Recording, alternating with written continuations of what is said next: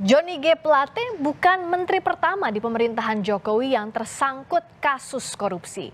Sejak Jokowi menjabat presiden pada 2014, terdapat 5 menteri yang tersandung korupsi.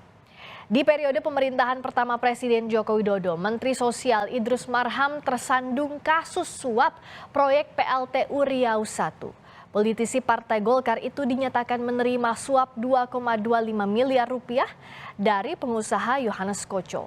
Idrus dijatuhi hukuman 3 tahun penjara di Pengadilan Tipikor dan di tingkat kasasi diganjar 2 tahun penjara.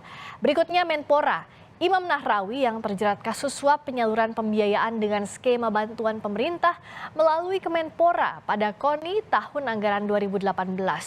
Dalam kasus ini, politisi PKB tersebut dinyatakan menerima suap 26,5 miliar rupiah hingga divonis 7 tahun penjara.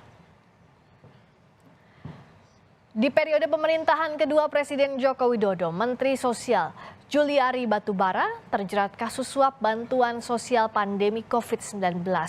Politisi PDI Perjuangan itu divonis 12 tahun penjara karena terbukti menerima suap 32,4 miliar dari rekanan penyedia bansos. Berikutnya Menteri Kelautan dan Perikanan Edi Prabowo yang merupakan politisi Partai Gerindra yang terlibat suap 25,74 miliar rupiah terkait persetujuan pemberian izin budidaya lobster serta izin ekspor benih lobster.